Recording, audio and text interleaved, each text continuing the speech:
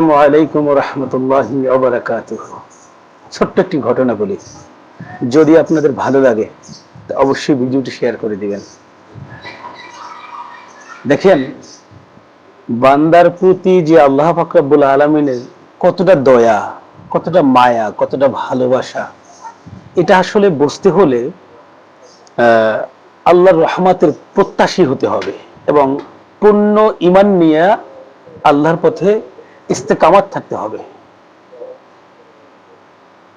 এক আল্লাহর বান্দা নদীর পথ দিয়ে হাঁটছিলেন, এক আল্লাহর ওলি বুজুর্গ ব্যক্তি, তিনি নদীর পাশ থেকে হেঁটে হেঁটে যাচ্ছিলেন। তো এই হাঁটার মধ্যেই দেখতে পেলেন যে একটি বিছা নদীর দিকে খুব তড়িৎ গতিতে রওনা করছে। বিচ্ছা বোঝেন না?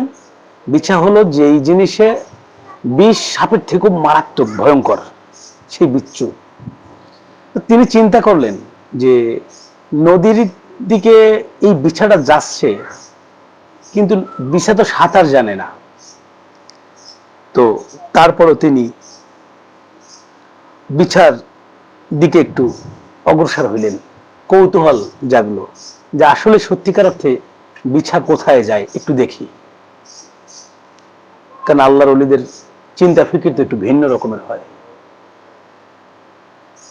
তো তিনি যখন এরকম বিছার পিছনে পিছনে ছুটলেন, দেখলেন যে বিছা যখন নদীর একেবারে নিকটবর্তী হয়ে গেছে, পানি সুই সুই, ঠিক সেই মুহূর্তে একটা কাসিম ভেসে উঠল পানির ভিতর থেকে। আর ওই বিছাটা কাসিমের পিঠের উপরে উঠল। এবার কাসিম তারই নিয়ে সাঁতার কেটে শুরু করলো, সাঁতার কাটতে লাগলো। তো হঠাৎ তিনি একটা নৌকা যোগে ওই কাসিমকে অনুসরণ করে করে দেখতেছেন যে সে কোথায় যায়। তো তারপরে দেখতেছে সে নদী পার হয়ে ওপার উঠল। ওপার উঠে আবার বিছাটা চলতে শুরু করলো। তো তার মনে আরো কৌতূহল জাগলো যে একটা কাসিম একটা বিছাকে নদী পার করে দিল পিঠে করে, এর রহস্যটা কোথায়, আমাকে একটু দেখতে হবে। তিনি তার পিছনে পিছনে ছুটলেন। ছুটে গিয়ে কিছুদূর অতিক্রম করার পরে দেখতে পেলেন যে সেখানে একটি গাছের ছায়ার নিচে এক যুবক ঘুমাইয়া আছে, আর বিছাও সেই দিকে রওনা করছে। এখন আল্লাহর ওলি বুজুর্গ মনে মনে চিন্তা করলেন, মালিক, এই নদী পার হয়ে কি বিছা আসলো, এই বিচ্ছু আসলো কি এই লোকটাকে, ঘুমন্ত মানুষটাকে ধ্বংসন করার জন্য? যেভাবে তেরে তার দিকেই যাচ্ছে, মনে হয় যেন তাকে কামড় বসিয়ে দেবে। কিন্তু আমার আল্লাহ পাক রব্বুল আলামিনের হিকমত, রহমত বোঝা বড় কঠিন। হয়তো অনেক সময় আমার আপনার জ্ঞানের চোখে ধরাও পড়ে না।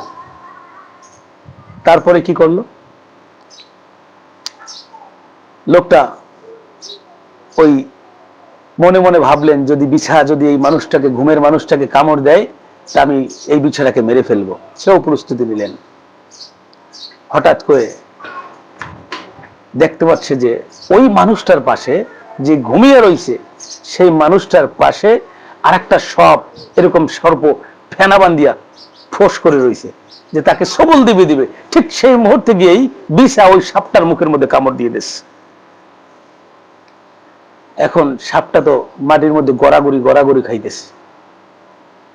এখন আল্লাহর ওলি বুজুর্গ চিন্তা করলেন, ও আল্লাহ, তোমার হিকমত বোঝা বড় দায়। তুমি তো কাদের কুদরত, তুমি তো রহমানুর রহিম, দয়ার মাওলা। আল্লাহু আকবার। আল্লাহ, তোমার আসলে অসীম কৃপা এবং বান্দার প্রতি তোমার যে এতটা পরিমাণ মোহাব্বত, আল্লাহ আগে বুঝি নাই। তিনি যুবককে জাগিয়ে তুললেন। জাগিয়ে তোলার পরে এই ঘটনা ব্যক্ত করলেন। এখন যুবকের অবস্থা কেমন জানেন? যুবক মদ খাইয়া, শরাব পান করার পরে মুখের থেকে দুর্গন্ধ, বিশ্রী গন্ধ আসতেছে। তখন আল্লাহর ওলি যখন বললেন, বাবারে, তোমার তো এই অবস্থা হওয়ার কথা ছিল, তো তুমি যদি ইন্তেকাল করতে তো কি হইতো তোমার? তা আমার আল্লাহ আসলে চান নাই ওই যুবক মদ খাওয়া অবস্থায় মৃত্যুবরণ করে। আমার আল্লাহর রহমত বান্দার প্রতি এতটা বেশি সুবহানাল্লাহ। এই মদখোর বান্দাকেও আল্লাহ লাস্ট পর্যন্ত ভালোবাসে, যে বান্দার প্রতি এতটা দয়া আমার আল্লাহ, এতটা মায়া অপেক্ষা করে যে বান্দা ফিরে আসে কিনা, বান্দা আবার রহমতের দিকে ফিরে আসে কিনা। আসলে আমরা বুঝি না যে আল্লাহ পাক রব্বুল আলামিন আমাদেরকে কতটা ভালোবাসে। আমাদেরকে প্রত্যেকটা পদে পদে, প্রত্যেকটা জায়গায় জায়গায়, নিঃশ্বাসে নিঃশ্বাসে আমার মালিকের রহমতের চাদরে আমাদেরকে ঘিরিয়ে রাখছে, আমরা আসলে বুঝি না। দেখেন, আমি যদি ঘুমাই থাকি, ঘুমের মধ্যে বিষাক্ত পোকামাকড় যদি আমাকে ধ্বংসন করে, আমি তো জানবো না, কিন্তু আমার মাওলা বলে লা তাখুযুহু সিনাতু ওয়ালা নাউম। বান্দারে, আমার তো ঘুমও নাই, তন্দ্রাও নাই, জিমানিও নাই, আমি ঘুমাই না। তো আমি কি সারা রাত তুই যখন ঘুমাইয়ে যাও, আমি আমার কুদরতি নজর দিয়ে তোর দিকে তাকাইয়ে থাকি, বান্দা আয়, তুই ফিরে আয়। আমার মাওলা আমাদেরকে ডাকে। যাই হোক, আমার এই কথাগুলো যদি ভালো লাগে অবশ্যই আপনারা শেয়ার করে দিবেন। আসসালামু আলাইকুম ওয়া রাহমাতুল্লাহি।